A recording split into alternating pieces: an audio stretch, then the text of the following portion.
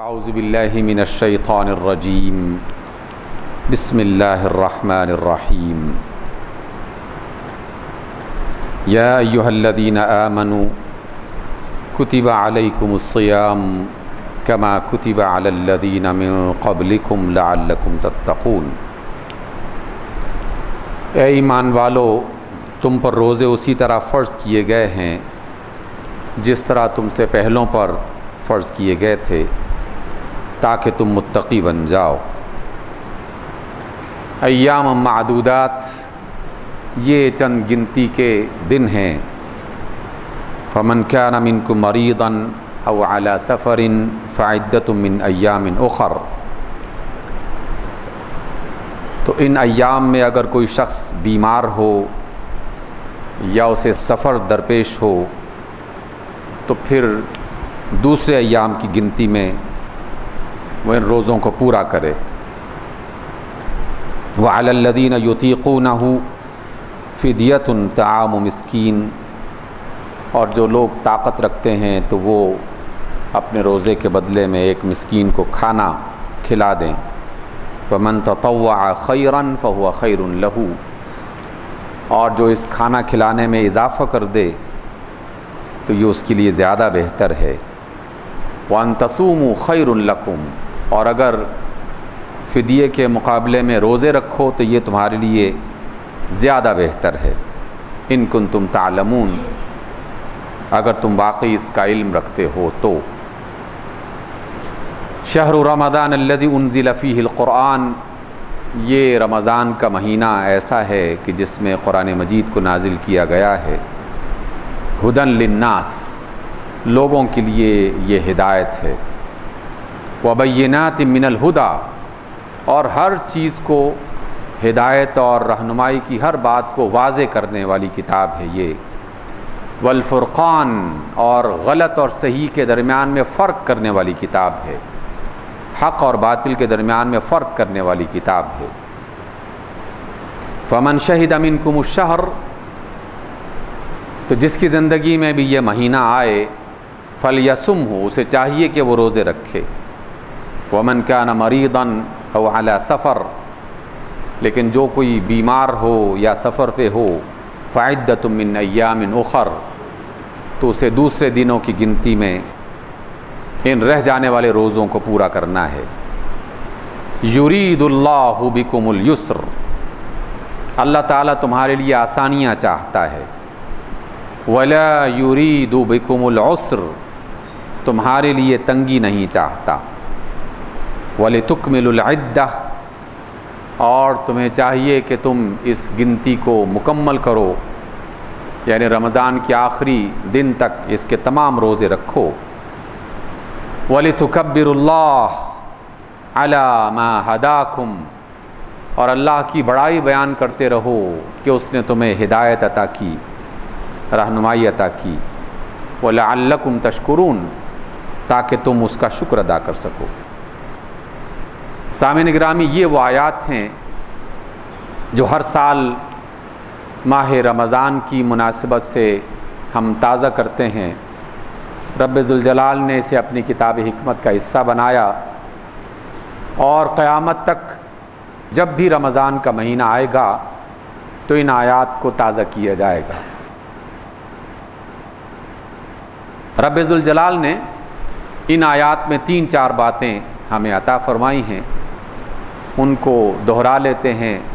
یاد کر لیتے ہیں۔ سب سے پہلی بات یہ فرمائی کہ لوگوں، ہم مختلف قسم کے حکم جاری کرتے ہیں، اور یہ حکم جاری کرنے کا کام روزے اول سے جاری ہے۔ جب سے جناب آدم علیہ السلام اس زمین پر تشریف لائے، اللہ تعالیٰ سے وحی کا یہ سلسلہ جاری ہے، اور مختلف مناسبتوں سے اللہ اپنے بندوں کی رہنمائی کے لیے وحی کے ذریعے سے اپنے حکم نازل فرماتا رہا۔ مختلف انبیاء کو تعلیمات ملتی رہیں، مختلف قوموں کو ہدایات ملتی رہیں۔ اس لیے تمہیں اگر روزے رکھنے کی بات کہی جا رہی ہے تو یہ تمہارے لیے کوئی نیا اور انوکھا حکم نہیں ہے، بلکہ اسی طرح کا حکم ہم پہلے بھی نازل کرتے رہے ہیں۔ سابقہ قومیں بھی کسی نہ کسی طریقے سے روزے کی اس عبادت سے فائدہ اٹھاتی رہی ہیں۔ اس لیے مسیح علیہ السلام ہوں، موسیٰ علیہ السلام ہوں، ابراہیم علیہ السلام ہوں، اور ان سے پہلے بھی جتنے انبیاء اور ان کے درمیان میں بھی جتنے انبیاء آتے رہے، اللہ نے ہر قوم کے لیے کوئی نہ کوئی روزے کا سلسلہ ضرور رکھا ہے کہ جس میں بطور خاص یہ دیکھا جاتا ہے کہ کون ہیں وہ لوگ کہ جو اللہ کے حکم کے سامنے سر تسلیم خم کرتے ہیں۔ روزے کی سب سے بڑی اور بنیادی تعلیم یہ ہے کہ اللہ کا حکم سامنے آ جائے تو بس اطاعت کے لیے سر جھکا دیا جائے، اللہ کا حکم سامنے آ جائے تو اپنی بندگی کا اظہار کر دیا جائے، اور اپنے عمل کے ذریعے سے یہ ثابت کیا جائے کہ واقعی ہم ایک ہستی کے بندے ہیں، اور وہ ہستی ہمارے لیے آقا اور مولا کی حیثیت رکھتی ہے، اور وہ ہستی ہمارے خالق اور مالک ہونے کی حیثیت رکھتی ہے۔ جیسے ہی اس کی طرف سے کوئی حکم آیا، ہم اپنے روزمرہ کے معاملات کو اس کے حکم کے مطابق بدل دیتے ہیں۔ اسی روزے کے حکموں میں سے یہ تعلیم بھی ہمیں مل جاتی ہے کہ حلال اور حرام کا وہ تصور جو ہمارے ذہنوں میں ہے، در حقیقت اس کی بنیاد وہ نہیں ہے۔ ہمارے ذہنوں میں حلال اور حرام کی بنیاد صرف یہی ہو سکتی ہے کہ شراب حرام ہے اس لیے کہ شراب میں بہت ساری خرابیاں پائی جاتی ہیں، خنزیر کا گوشت حرام ہے اس لیے کہ خنزیر کے گوشت میں بہت ساری بیماریاں پائی جاتی ہیں، چوری حرام ہے اس لیے کہ چوری کی وجہ سے کسی کو اذیت اور نقصان پہنچتا ہے، اور اسی طریقے سے ہم مختلف ایسے کام کہ جن سے اللہ نے منع فرمایا ہے، ہم اسی طرح کا تصور اور رویہ رکھتے ہیں کہ چونکہ اس میں فلاں خرابی ہے اس لیے اللہ نے منع کر دیا، اس میں فلاں خرابی ہے اس وجہ سے اسے اللہ نے حرام کر دیا، جبکہ حرام اور حلال کا اصل فلسفہ یہ ہے کہ حاکم اعلیٰ اس کائنات کا بادشاہ مختلف اوقات میں اپنے بندوں سے صرف یہ دیکھنا چاہتا ہے کہ میرے بندے میری بات کو سن کر کس طرح کا ریئیکٹ کرتے ہیں، ان کی طرف سے کس طرح کا رد عمل سامنے آتا ہے، کیا وہ میری بات کو سنتے ہیں، سننے کے بعد اس کو مانتے ہیں، ماننے کے بعد اس کو عمل کرتے ہیں اس پر، بس وہ مختلف اوقات میں یہی دیکھتا رہتا ہے۔ اس لیے کسی چیز کا جو ہے وہ برا ہونا یا اچھا ہونا یہ حرام اور حلال کی اصل بنیاد نہیں ہے، اگرچہ اللہ تعالیٰ نے وہ تمام حرام کام کہ جن سے منع کیا اور جن کو مستقل حرام کر دیا ہے ان کے اندر خرابیاں پائی جاتی ہیں، لیکن حرام کا اصل فلسفہ یہ ہے کہ اللہ اپنے بندوں سے اپنی اطاعت چاہتا ہے، بندگی چاہتا ہے، اور وہ یہ دیکھنا چاہتا ہے کہ میرے بندے میری بات کو کس طرح سنتے ہیں اور کس طرح اس کو قبول کرتے ہیں۔ اس لیے روزے کے آتے ہی وہ تمام حلال اور جائز کام جو عام ایام میں ہم کر رہے ہیں اور آج بھی کر رہے ہیں، لیکن جیسے ہی بندے نے روزے کی نیت کی تو فوراً وہ جائز کام بھی اس کے لیے ناجائز ہو جاتے ہیں، حلال بھی حرام ہو جاتا ہے، منع کر دیا جاتا ہے۔ یہ روزے کی حالت میں ہوتا ہے، احرام کی حالت میں ہوتا ہے، نماز کی حالت میں ہوتا ہے، اور بہت سارے مقامات میں کچھ ایسی صورتیں کہ جس میں اللہ تعالیٰ گاہے بگاہے یہ دیکھتا رہتا ہے۔ اس لیے سامعین محترم، بس اس تصور کو تازہ کرتے رہنا چاہیے کہ ہم اس زمین پر ایسے آزاد انسان نہیں ہیں کہ جن کو کوئی دیکھنے والا نہیں، جن کی کوئی نگرانی کرنے والا نہیں، اور جن سے کوئی پوچھنے والا نہیں۔ جس نے پیدا کیا وہ ہمیں دیکھ بھی رہا ہے، نگرانی بھی کر رہا ہے، اور اس نے پوچھنے کے لیے باقاعدہ ایک دن کا تعین بھی کر رکھا ہے۔ اس لیے ہم آزاد نہیں ہیں، ہم بندے ہیں، اور صرف ہم بندے نہیں ہیں، اللہ کے محبوب ترین رسول اور انبیاء بھی اس کے بندے ہی تھے۔ اس لیے محمد رسول اللہ صلی اللہ علیہ وسلم کا سب سے بڑا تعارف وہ کیا ہے؟ وہ ہے اشہد ان محمدً عبدہ ورسولہ، کہ میں گواہی دیتا ہوں کہ محمد صلی اللہ علیہ وسلم اس کے بندے ہیں اور اس کے رسول ہیں۔ بندے ہونے کا ذکر پہلے کیا گیا، رسول ہونے کا شرف بعد میں بتایا گیا۔ اس لیے اللہ کا بندہ ہونا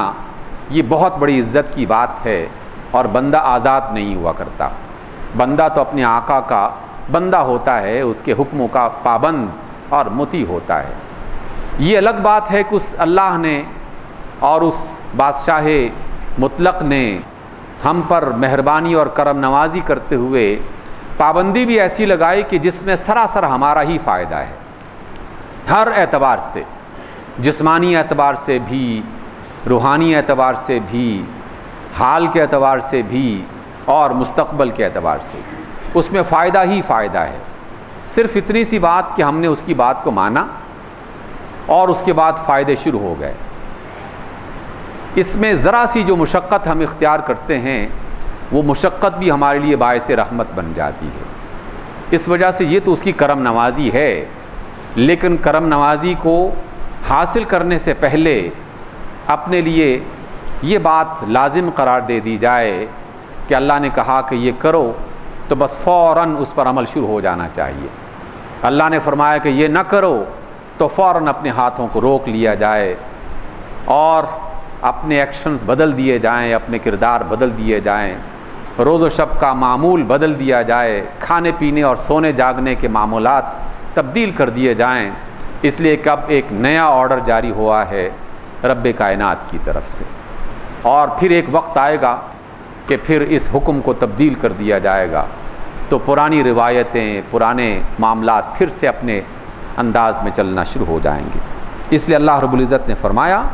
کہ تاکہ تم متقی بن جاؤ، اور متقی ہونے کا ایک ہی مطلب ہے کہ اپنے اللہ کی اطاعت کرنے والے بن جاؤ۔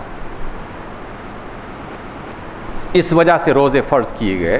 تاکہ تمہیں اس بات پر آمادہ کیا جائے اور اس بات کی ٹریننگ دی جائے۔ پھر اللہ نے کہا کہ دیکھو ہم تمہیں مستقل مشقت میں مبتلا کرنا پسند نہیں کرتے۔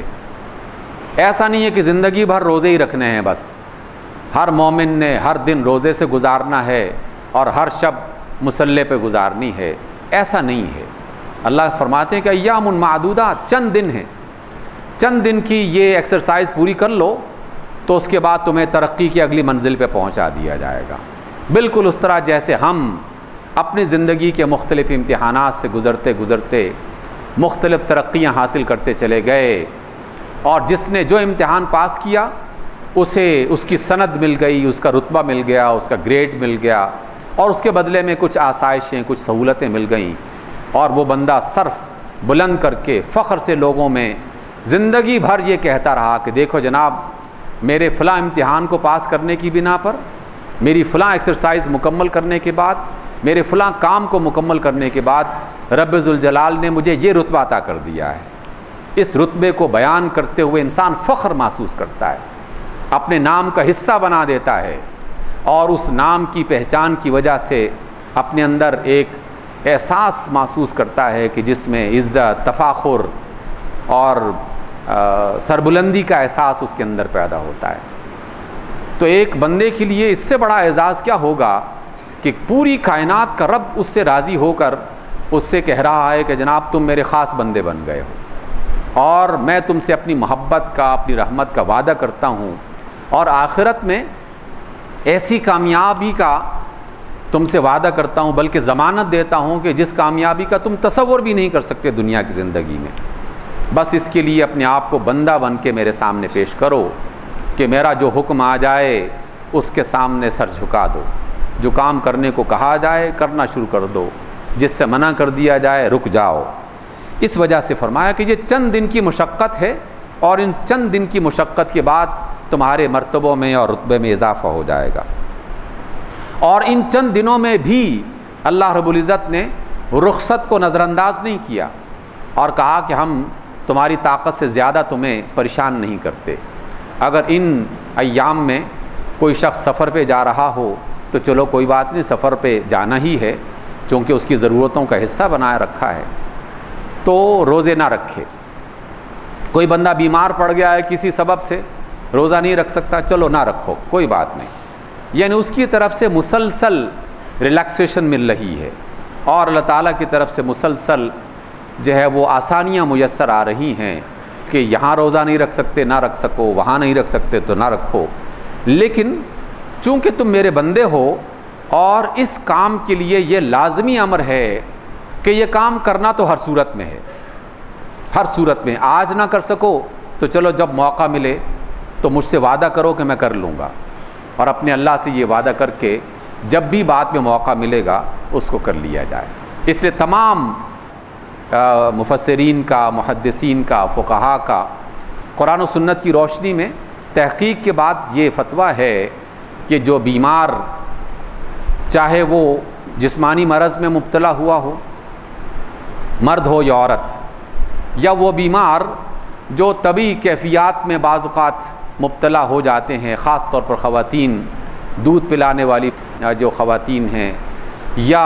جن کے ہاں بچے کی ولادت کے ایام جاری ہو رہے ہوتے ہیں، تو ان سب کے لیے، اور وہ بھی بیمار کہ جو عمر کے اس مرحلے میں پہنچ چکے ہوتے ہیں کہ روزہ رکھنا ان کے لیے مشقت والا اور مصیبت والا کام بن جاتا ہے جس کو وہ رکھ نہیں پاتے،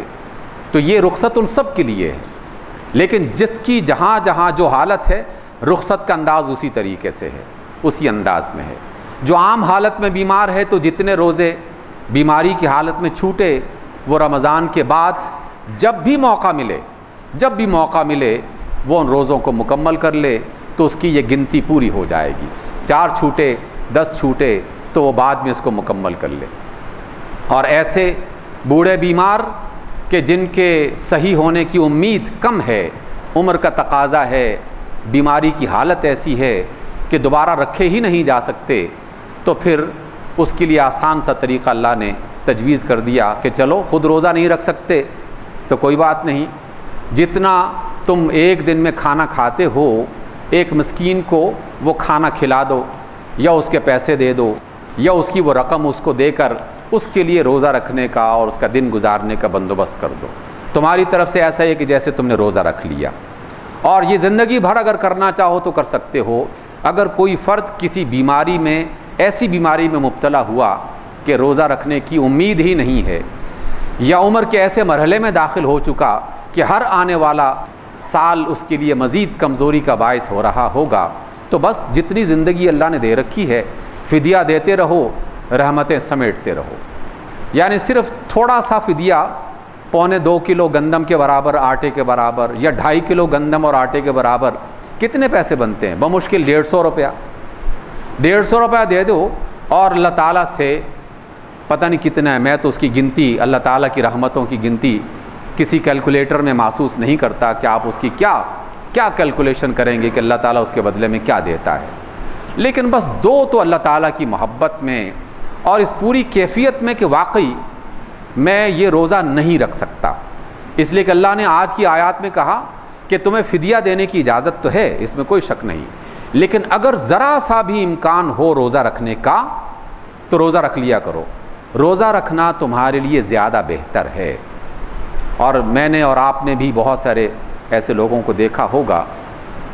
کہ جب اللہ تعالیٰ پر بھروسہ کرتے ہیں تو اللہ تعالیٰ انہیں اندر سے ایک ایسی طاقت عطا کر دیتا ہے کہ پھر وہ عمر کے باوجود اور بیماری کے باوجود ان روزوں کو بھی رکھتے ہیں اور کسی مشقت میں مبتلا بھی محسوس نہیں کرتے۔ اللہ تعالیٰ انہیں اندر سے ایک ایسی توانائی عطا کر دیتا ہے جیسے اس نے اپنے رسول محمد صلی اللہ علیہ وسلم کو توانائی عطا کر رکھی تھی کہ کئی دن تک روزہ رکھتے لیکن جسم میں وہ کمزوری اور توانائی اس انداز کی محسوس نہ کرتے جو ایک عام آدمی محسوس کیا کرتا ہے۔ اور ہماری زندگی میں بھی ایسے بہت سارے افراد گزر چکے، میں نے بھی دیکھا۔ تو زندگی کے بالکل ایسے مرحلے میں کہ عمر 87 سال کی، 90 سال کی ہو چکی، لیکن آخری سال تک روزے رکھنے کا اہتمام اللہ تعالیٰ کی طرف سے ہوتا رہا۔ اس لیے فرمایا کہ اجازت ہے، اس میں کوئی شک نہیں کہ ہماری طرف سے اجازت ہے، لیکن اس کا فیصلہ بس اپنے دل سے ہی کرنا ہے کہ میں روزہ رکھ سکتا ہوں کہ نہیں رکھ سکتا۔ اگر رکھ سکتے ہو تو رکھنا زیادہ بہتر ہے، نہیں رکھ سکتے تو کوئی بات نہیں، اجازت ہے۔ اور وہ خواتین کہ جو دودھ پلانے کی وجہ سے یا بیماری کی وجہ سے یا ولادت کی وجہ سے روزہ نہیں رکھ پا رہی، ان کے لیے بھی یہی حکم ہے کہ آپ بے شک روزہ نہ رکھیں، لیکن بعد میں اگر روزہ رکھنے کی طاقت ہے تو روزہ رکھ دیں۔ روزہ رکھنے کی ہمت نہیں ہے کہ روزے اس قدر زیادہ ہو چکے ہیں کہ اب رکھے نہیں جا سکتے، تو بہت سارے فقہا نے اس بات کی بھی اجازت دی ہے کہ وہ فدیہ دیتی رہیں، اور فدیہ ہی ان کے لیے کافی ہو جائے گا۔ لیکن اگر اللہ ایمان کی اور تقوی کی مزید ہمت عطا کر دیتا ہے تو کسی بھی موسم میں روزے بھی تھوڑے بہت رکھتی چلی جائیں، تو یہ اللہ تعالیٰ سے محبت کا اور اس کے قربت کا ایک انداز بھی ہے، اللہ تعالیٰ انہیں بھی ہمت عطا کر دیتا ہے۔ تو یہ وہ تعلیم ہے جو اللہ نے اور اس کے رسول صلی اللہ علیہ وسلم نے ہمیں عطا فرمائی، اس لیے فرمایا کہ روزے رکھو گے تو یہ زیادہ بہتر ہے۔ اور اسی طریقے سے رمضان کے اس مہینے میں اللہ رب العزت نے اپنی رحمتوں کے دروازے جس انداز میں کھولے ہیں اور جس طریقے سے اس کا بیان قرآن اور آپ صلی اللہ علیہ وسلم کے فرامین میں سے ملتا ہے، تو اس کے بعد تو کوئی انتہائی بدنصیب ہی ہو سکتا ہے کہ تمام تر کمانے کے اور رحمتوں کو سمیٹنے کے مواقع موجود ہوں، اور پھر بھی کوئی شخص اپنے گھر کا دروازہ بند رکھے، اپنے دل کا دروازہ بند رکھے، اپنے دامن کو سمیٹ کر رکھے کہ نہیں اے اللہ ہمیں آپ کی رحمت نہیں چاہیے۔ اس سے زیادہ بڑا بدنصیب آدمی اور کوئی نہیں ہو سکتا۔ یہی وجہ ہے کہ جبریل امین باقاعدہ بطور خاص ایک بار اس کام کے لیے تشریف لائے۔ بڑی معروف روایت ہے، آپ علیہ السلام نے ممبر پر چڑھتے ہوئے آمین فرمایا اور تین مرتبہ آمین کہتے ہوئے 3 باتوں کی وضاحت کی۔ جب اصحاب نے پوچھا کہ یا رسول اللہ آپ نے آمین کیوں کہا، تو رسول اللہ فرماتے ہیں کہ جبریل امین تشریف لائے تھے اور فرمایا کہ جس کے پاس اللہ رب العزت کی طرف سے بوڑھے ماں باپ موجود تھے اور وہ ان کی خدمت کر کے جنت کا حقدار نہ رہا تو بربادی ہے ایسے بندے کے لیے۔ اللہ کہہ رہے ہیں کہ بربادی ہے ایسے بندے کے لیے، اور اللہ کے رسول کہہ رہے ہیں کہ آمین ایسا ہی ہو۔ کیا اس کی بربادی میں کوئی شک باقی رہ جاتا ہے؟ قطعاً کوئی باقی نہیں رہتا کہ جسے اللہ تعالیٰ ماں باپ جیسی نعمت عطا کر چکا ہو اور ان میں سے دونوں یا کوئی ایک موجود ہو اور وہ اپنے ماں باپ کی خدمت کرتے ہوئے جنت کا حقدار نہ بنے، تو در حقیقت یہ اپنی بربادی کو دعوت دینے کی بات ہے۔ اور اسی طریقے سے آپ صلی اللہ علیہ وسلم نے فرمایا کہ جس نے میرا نام سنا اور مجھ پر درود اور محبت کا اظہار نہ کیا تو وہ بھی برباد ہوا۔ اللہ نے کہا وہ برباد ہوا، اور رسول اللہ فرماتے ہیں کہ آمین ایسا ہی ہو۔ اور تیسری بات آپ نے فرمائی کہ جس کی زندگی میں ماہ رمضان آیا اور وہ رمضان کے روزے رکھ کر اللہ تعالیٰ کی جنت کا حقدار نہ بنا اور جہنم سے اپنے آپ کو بچا نہ سکا، بربادی ہے اس کے لیے۔ اور آپ صلی اللہ علیہ وسلم نے فرمایا کہ آمین ایسا ہی ہو۔ تو اس کا مطلب یہ ہوا کہ یہ جو ایام آنے والے ہیں اس سے زیادہ خیر و برکت کے ایام اور کوئی نہیں آ سکتے، اس لیے کہ یہ اللہ تعالیٰ کی طرف سے خصوصی انعام کے ایام ہیں۔ اس میں جو شخص بھی روزہ رکھ سکتا ہے اسے لازماً اہتمام کرنا چاہیے، اور اس کا فیصلہ اپنے اندر سے کیا جائے، اور اس کے لیے کوئی ایسا میٹر یا کوئی ایسا پیمانہ نہیں ہے کہ وہ 1 اور 1 2 کی طرح بتائے کہ اب تم روزہ رکھو کہ نہ رکھو۔ اللہ نے فرمایا کہ جو روزہ رکھ سکتا ہے رکھے، نہیں رکھ سکتا اسے خود پتا ہے کہ وہ روزہ نہیں رکھ سکتا تو پھر نہ رکھے، کوئی مسئلہ نہیں ہے، اجازت ہے، اور وہ باقی ایام میں جو روزے رہ جائیں ان کو پورا کر لیا کرے۔ اور تیسری بات جو ہم آئندہ بھی انشاءاللہ سنتے رہیں گے، رسول اللہ صلی اللہ علیہ وسلم کی طرف سے ہمیں تعلیم کی گئی، اور وہ یہ کہ جناب روزہ جو رکھا جاتا ہے تو یہ در حقیقت تمام تر تصورات کی بنیاد پر، عادات کی بنیاد پر، کاموں کی بنیاد پر روزہ رکھا جاتا ہے۔ صرف کھانے پینے سے اپنے آپ کو روک لینے سے روزہ مکمل نہیں ہوتا، بلکہ وہ تمام کام کہ جو حلال تھے وہ بھی اللہ نے منع کر دیے ہیں، تو حرام کاموں کی روزے کی حالت میں اجازت کیسے ہو سکتی ہے؟ وہ اللہ کہ جس نے حلال کھانا منع کر دیا کہ یہ تم نے نہیں کھانا، حلال پینا منع کر دیا کہ یہ تم نے نہیں پینا، تو روزے کی حالت میں حرام کاموں کی اجازت کیسے مل سکتی ہے؟ جھگڑا کرنا، جھوٹ بولنا، کرپشن کرنا، دھوکہ دینا، فراڈ کرنا، اس کی اجازت کیسے ہو سکتی ہے؟ بدتمیزیاں کرنا، ان کی اجازت کیسے ہو سکتی ہے؟ انسانوں کے لیے تنگیاں پیدا کرنا،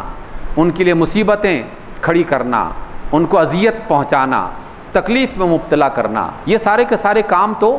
عام حالت میں بھی حرام تھے، تو روزے کی حالت میں تو اور حرام ہو جاتے ہیں۔ تو جس نے حلال کو حرام کر دیا تھا روزے کی حالت میں، وہ حرام کو جائز کیسے کر سکتا ہے؟ اس لیے جسے اللہ رب العزت روزہ رکھنے کی سعادت عطا فرمائے، اسے چاہیے کہ وہ ان باتوں کے حوالے سے بھی اپنا جائزہ لے، اور جو عادتیں اس کے اندر موجود تھیں خرابی کی،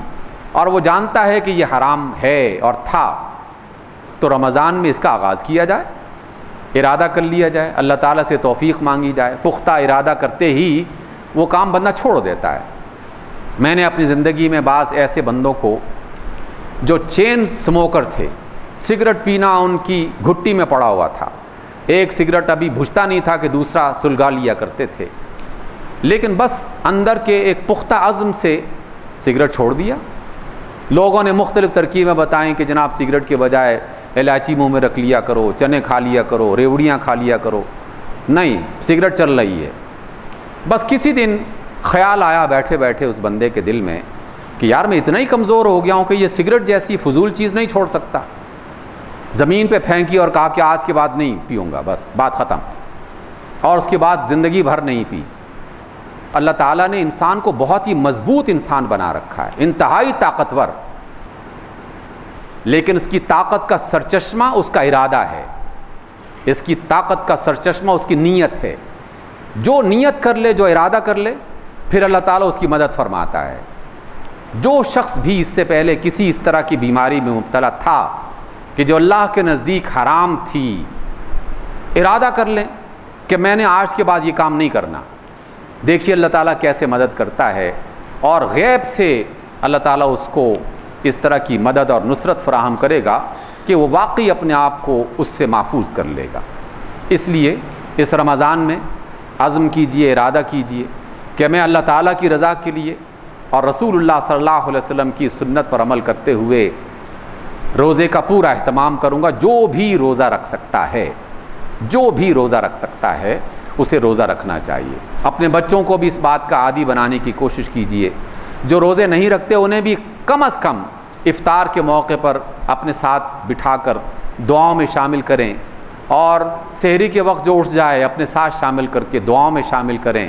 تاکہ ایک ایسا ماحول گھروں میں پیدا ہو اور بچوں تک یہ بات خود بخود پہنچتی چلی جائے، اور یہ ایک اسلامی کلچر، اسلامی ثقافت، یہ بات بنتی چلی جائے، اور اس کی وجہ سے یقیناً ہمیں آسانی میسر آئے گی اور اللہ تعالیٰ کی رحمتوں کے ہم حقدار ہوں گے۔ اللہ تعالیٰ مجھے بھی توفیق عطا فرمائے اور آپ کو بھی۔ اقول قولی ھذا واستغفر اللہ لی ولکم۔